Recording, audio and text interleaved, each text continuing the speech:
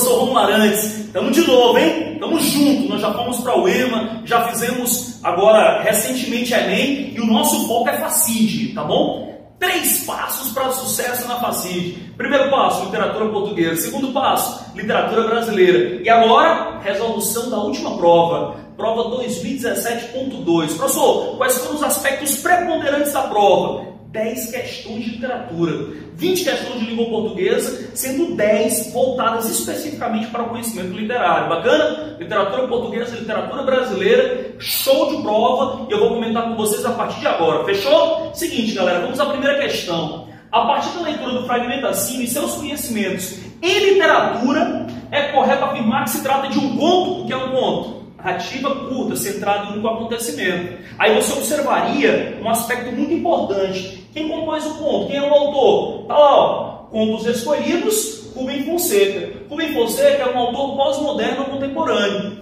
O que é pós-modernidade?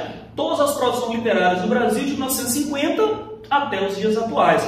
Fechou? A expressão pós-modernismo é uma expressão genérica e ela envolve todas as produções literárias de 1950 até 2017. Bacana? Esse é um dos maiores contistas e cronistas da literatura contemporânea. Quais são os aspectos fundamentais? Seus textos curtos normalmente enfocam problemas sociais, normalmente enfocam o cotidiano brutal dos centros urbanos e metalinguagem, reflexão sobre o fazer literário. Uma linguagem crua, uma linguagem coloquial e espontânea que reproduz a forma de falar do nosso povo. Bacana? Aí é o seguinte, ó, passeio noturno segundo.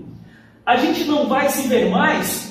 Ângela perguntou. Acho difícil. Todos os homens se apaixonam por mim. Acredito. E você não é lá essas grandes coisas. O teu carro é melhor do que você, disse Ângela. Um completo outro, eu disse. Ela saltou.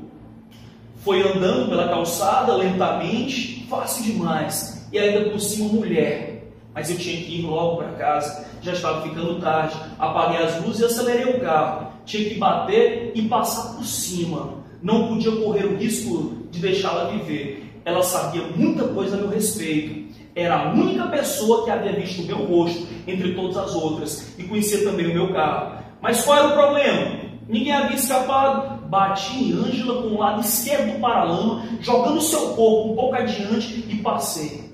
Primeiro com a roda da frente e senti o som surdo da frágil estrutura do corpo se esmagando. E logo atropelei com a roda traseira um golpe de misericórdia, pois ela já estava liquidada. Apenas talvez ainda sentisse um instante de dor e a perplexidade. Quando cheguei em casa, minha mulher estava vendo televisão, um filme colorido, dublado. Hoje você demorou mais. Estava muito nervoso? Ela disse. Estava, mas já passou. Agora eu vou dormir. Amanhã vou ter um dia terrível na companhia. Galera, vamos fazer algumas observações fundamentais. Primeira, nós estamos diante de uma narrativa extremamente inovadora. Por quê? Trata-se de um texto que foi composto em prosa, tem um narrador, diga-se de passagem, um narrador personagem, ele narra e participa. Esse narrador personagem, ele conhece profundamente os personagens, ele é capaz, inclusive, de adivinhar, de prever as sensações e sentimentos dos personagens. Esse narrador personagem, foco narrativo óbvio de primeira pessoa, tem um aspecto bem interessante. Embora ele conte a história, ele dialoga com a personagem Ângela e com a sua esposa. E nessa estrutura dialógica, esse texto narrativo lembra muito um texto teatral. Então nós estamos diante de um texto realmente inovador. Esse texto funde características de mais de um gênero literário. É um texto do gênero narrativo, mas pela estrutura dialógica lembra muito um texto do gênero dramático. Fechou? Aí outra coisa bacana. O professor tematizou o quê? Tematizou o cotidiano violento dos grandes centros. O cara vive uma situação difícil, ele vai matar uma pessoa, chega em casa e conversa tranquilamente com a esposa como se nada tivesse acontecido e vai dormir. Uma cena chocante, forte, mas que nós sabemos que se aproxime muito da realidade atual do nosso país. Portanto, um texto extremamente verossímil, muito próximo da realidade que nós conhecemos. Narrador, personagem. Essa narração é feita de uma maneira muito estranha, muito diferente. Nós temos no narrador personagem normalmente o discurso indireto. Nós temos o narrador contando a história, portanto está falando do narrador indireto. Só que em determinados momentos o narrador fala pelos personagens.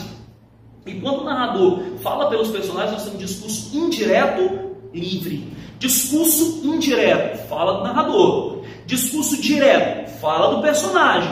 Discurso indireto, livre, quando o narrador fala em nome do personagem. Bacana? Narrador, personagem. E o discurso, predominantemente, indireto, livre. Foco narrativo, primeira pessoa, tá bom? O tempo da narrativa, o tempo é predominantemente psicológico, porque não dá para saber quanto tempo isso durou, quando a história se passou. O espaço urbano indeterminado. E os personagens, o protagonista, o assassino, a Ângela, possivelmente sua amante, e que sabia segredos de sua vida, e a sua esposa. Esses são os personagens que transitam nesse ambiente do conto. Bacana? Tranquilo? Show de bola? Professor, o que é um conto? Narrativa curta, centrada no acontecimento da vida. O que tem de diferente, interessante, significativo na composição e análise? Muito simples. O que você deveria levar em consideração? Aquilo que você realmente deveria considerar extremamente importante é que é um conto, mas que tem uma estrutura dialógica que lembra uma peça, um texto teatral, um texto de gênero dramático. Bacana? Agora vamos às questões. Eu tenho convicção que a partir desse momento você vai responder com extrema facilidade. Observe a questão de número 1. A partir da leitura do fragmento assim, de seus conhecimentos em literatura, é correto afirmar que se trata de um conto. Letra A, humanista. Humanista? O humanismo foi um movimento literário constituído no final da Idade Média e início da Idade Moderna, caracterizado, portanto, pela dualidade. O texto em análise é um conto pós-moderno. A letra A não serve. Letra B, urbano. Show. Show, qual é o espaço? Urbano, indeterminado, porque eu não sei onde se passa. É um centro urbano, que faz uma dura crítica à sociedade de massa, ou sociedade de consumo. Como é que nós observamos isso? As vidas são apresentadas como coisas descartáveis, como se fossem objetos. O cara mata a mulher, chega em casa, conversa com a esposa tranquilamente como se nada tivesse acontecido. Pode fechar a letra B de bom aluno, aquele que vai chegar e vai chegar forte, aquele que chega junto, aquele que vai conseguir aprovação. Beleza, galera? Tamo junto total. Letra C, fantástico. Não é um conto fantástico. Um conto fantástico é um conto inverossímil. Como essa situação se aproxima da verdade, já é errada a letra C. Letra D, ufanista, absurdo. Ufanismo é de exaltação, é de idealização. Nós temos proximidade com a verdade. E letra E, regionalista. Já era, meu brother.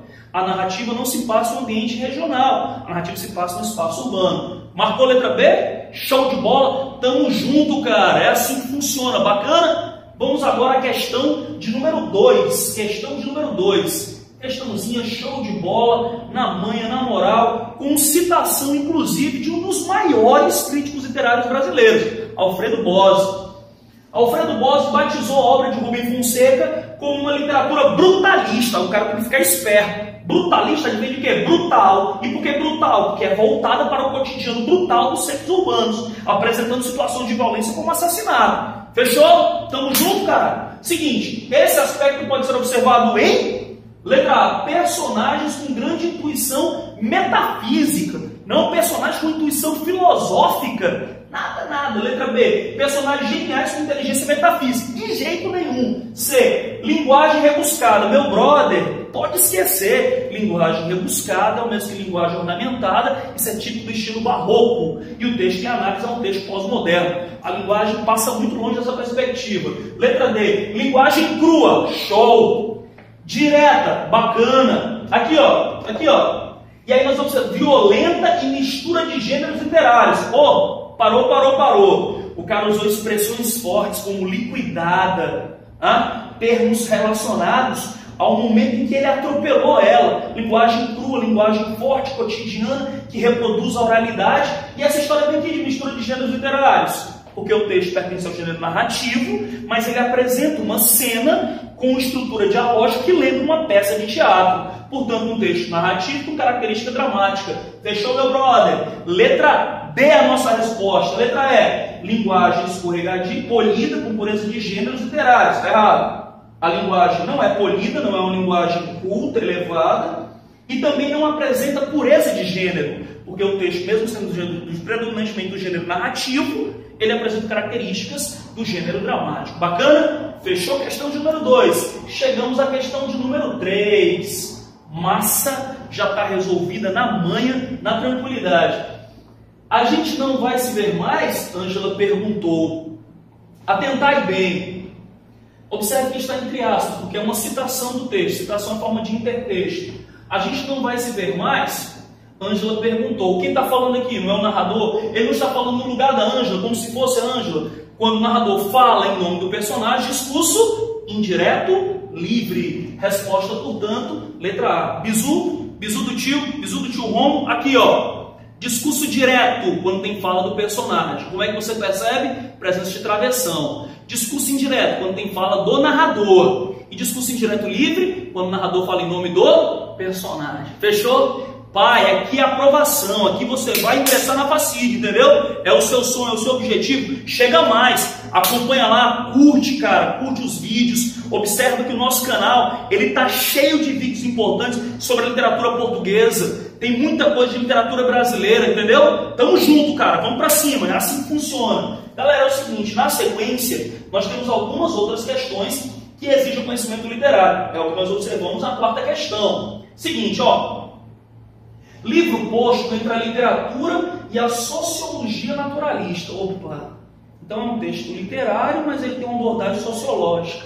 Beleza. Professor, e esse naturalismo fica por conta de quê? Foi um movimento literário da segunda metade do século XIX, que surgiu a partir do realismo, muito comprometido com a ciência. Qual era a teoria científica mais difundida no período? Determinismo. Teoria segundo a qual a conduta humana é consequência da hereditariedade, do meio e do contexto histórico. A intencionalidade, analisar os fenômenos sociais sob o ponto de vista científico. Assinale um fim e um começo. O fim do imperialismo literário, o começo da análise científica aplicada aos aspectos mais importantes da sociedade brasileira. No caso, as contradições ocorridas na diferença de cultura entre regiões litorâneas e do interior. Antônio Cândido, dos maiores críticos literários brasileiros, refere-se a quê? Aí você ia na boa, você ia na tranquilidade, você ia raciocinar. Se o texto em análise, ele faz um documento científico de uma realidade de opressão social e ele posiciona-se entre as diferenças do homem do litoral, do sul do Brasil, e o homem do interior, que é o homem do Nordeste. Pô, essa obra, que é uma mistura de realidade e ficção, que faz uma oposição entre a visão do sulista com a visão do nordestino, evidentemente a obra em análise trata-se de Os Sertões, de Euclides da Cunha. O Euclides da Cunha era jornalista da Jornal de São Paulo e ele foi fazer a cobertura da Guerra de Canudos, no interior da Bahia. Sulista, quando viu o nordestino com sua estrutura débil, frágil, disparou. É um fraco. Foi aí que ele percebeu que estava enganado. No cotidiano, no dia a dia, convivendo com o conflito que era a Guerra de Canudos e vendo o sertanejo conseguindo superar as adversidades, ele disparou. O sertanejo, antes de tudo, um forte. E aí o que é que nós observamos? O cara constitui uma obra literária em que ele mescla realidade e ficção e denuncia um quadro caótico, que foi a violência contra o povo nordestino. Letra A, Morte e Vida Severina de João Cabral de Melo Neto. É uma peça de teatro, é um alto de tom religioso, portanto não apresenta a dimensão que fora colocada no começo. Não é uma mescla de realidade e ficção, é uma obra de cunho ficcional. Grande Sertão Veredas, Guimarães Rosa. Isso é um romance existencialista fortíssimo. Não apresenta essa dicotomia, muito menos a oposição entre o homem do sul, do litoral, e o homem do nordeste, do interior. Os Sertões é a nossa resposta, cravou? Vidas Secas de Graciliano Ramos é um romance regionalista de 30, voltado para a realidade de opressão que é a seca no sertão nordestino, apenas o homem do sertão nordestino. O 15, mesma coisa, mesma vibe. A Raquel de Queiroz escreveu uma obra com a intencionalidade de denunciar uma realidade de opressão no sertão do Ceará. Bacana? Show de bola? Fechou, galera, esse primeiro bloco, tá bom? Fechamos aí 4 questõezinhas de um total de 10 questões que você encontrou de literatura na última prova da Facide. Bacana? Fica ligado, parceiro. Até a próxima.